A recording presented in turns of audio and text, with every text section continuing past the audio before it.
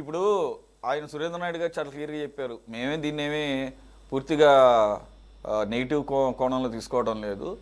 వాళ్ళకి అది డైరెక్ట్గా అనుమానాలుంటే నివృత్తి చేసుకుంటాం తప్పేముందని చెప్పేసి. నాకు ఇవన్నీ అర్థం కాని విషయం ఏంటంటే అసలు సామాన్యులమైన మనకి దాంట్లో చాలా టెక్నికాలిటీస్ ఉంటాయి. ఇప్పుడు వాళ్ళిద్దరు స్టడీ చేశారు కాబట్టి వాళ్ళకి బాగా ఇంకాస్త ఎక్కువ తెలిసి ఉండొచ్చు. కానీ ఒక పోలవరం అథారిటీ కన్నా కూడా, నేషనల్ డ్యామ్ సేఫ్టీ అథారిటీ కన్నా కూడా ఎక్కువ తెలిసే అవకాశం లేదు కదా. ఎందుకంటే అది పూర్తి టెక్నికాలిటీస్ ఇంజనీర్లకి అక్కడ ఉన్న వాళ్ళకి కన్నా కూడా ఎక్కువ తెలుస్తుంది అథారిటీలో ఉన్న వాళ్ళకి.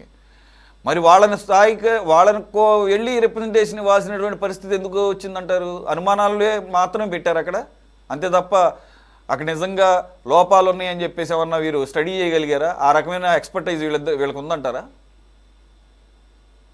సార్, ఇక్కడ పోలవరం ప్రాజెక్టుకు సంబంధించి మనం గనక నిశ్చితంగా పరిశీలిస్తే, పోలవరం ప్రాజెక్టును జాతీయ ప్రాజెక్టుగా చేపట్టి కేంద్ర ప్రభుత్వం నిర్వహించాలనేటువంటి విధానం మనం బయటకు వచ్చినప్పుడు, లేదు లేదు కాదు కాదు మేము రాష్ట్ర ప్రభుత్వంగా నిర్మిస్తామని చంద్రబాబు నాయుడు గారు ఆ బాధ్యతను బలవంతంగా తీసుకున్న మాట వాస్తవం. తీసుకున్న తర్వాత ఏం చేశారండి? మొట్టమొదట ఏదైనా సరే ఒక ప్రాజెక్ట్ నిర్మించేటప్పుడు స్పిల్వే పనులు పూర్తి చేస్తారు. అంటే నదిలో వచ్చేటటువంటి నీటిని మళ్లించేటటువంటిదే స్పిల్వే అన్నమాట. దాన్ని నిర్మించాలి. తర్వాత కాపర్ డ్యామ్ నిర్మించి, అంటే ఏదైతే మెయిన్ ఆనకట్టకు రెండు వైపులా కాపర్ డ్యామ్ నిర్మించి మధ్యలో డయాఫ్రమ్ వాల్ నిర్మిస్తారు. ఇది ప్రాజెక్ట్ యొక్క విధానం. కానీ చంద్రబాబు నాయుడు గారి నేతృత్వంలో ఏం జరిగిందంటే, స్పిల్వే పనులను మధ్యలో వదిలేశారండి సగం పూర్తి చేసిన తర్వాత. తర్వాత కాపర్ డ్యామ్ పనులు కూడా పూర్తిగా చేయలేదు, సగంలో వదిలేశారు. నేరుగా డయాఫ్రమ్ వాళ్ళకి పునాదులు తీశారు. ఈ తీసేటటువంటి విధానం అంతా కూడా లోపభూయిష్టం అని చెప్పేసి కేంద్ర జలవనరుల శాఖ మంత్రిత్వ శాఖ నిర్ధారించింది. అయితే పోలవరం ప్రాజెక్ట్ అథారిటీ కూడా ఈ లోపాలన్నింటినీ కూడా గుర్తించింది.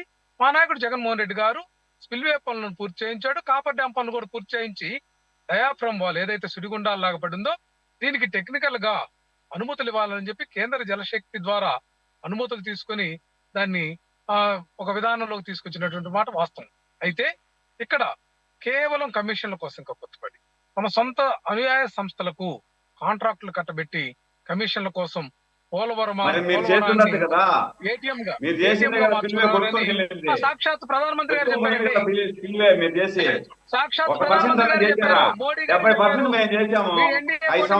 చెప్పారు. వాస్తవం సురేష్ గారు, వీళ్ళు ఇదేనండి. చెప్పండి, మీ మాట ఆరోపణ చేయడం కాదు, మాకు ఉన్నట్టు మాట్లాడతాం మేము. గత 5 సంవత్సరాల్లో మీరు ఎంత పర్సెంటేజ్ ఓకే ఓకే మనకి ఇక్కడ ఆర్గ్యుమెంట్ చేసుకునేటంత టైం లేదు. ఒక నిమిషం సురేంద్ర నాయుడు గారు మీకు ముందే చెప్పిన ఒక్క నిమిషం ఆగండి. ఒక్క నిమిషం సురేంద్ర నాయుడు గారు, సమాధానాలు ఖచ్చితంగా చంద్రబాబు నాయుడు గారి ప్రభుత్వం ఖచ్చితంగా చెప్పాల్సిందే. దీని వెనుక చాలా మతలబులు ఉన్నాయి. ఆ విషయాన్ని వాళ్ళు అంతర్లీనంగా క్వశ్చన్ చేస్తుంటే దానికి ఆన్సర్ చెప్పేటటువంటి పరిస్థితి ఇక్కడ ఆర్గ్యుమెంట్ చేసుకునేటంత టైం కూడా వీళ్ళందరూ చెప్పాల్సినటువంటి ఆవశ్యకత ప్రభుత్వానికి ఏర్పడింది. వాళ్ళు చెప్పేటటువంటి వాదనని, వాళ్ళు చేసేటటువంటి విధానాన్ని సమాధాన పరచాల్సినటువంటి బాధ్యత ముఖ్యంగా ఈ యొక్క చంద్రబాబు నాయుడు గారి ప్రభుత్వానికి ఉంది, ముఖ్యమంత్రికి ఉంది. అట్లాగే రాష్ట్ర నీటి వనరుల శాఖ మంత్రి నిమ్మల రామానాయుడు గారికి కూడా ఉందని చెప్పి తెలియజేస్తారు.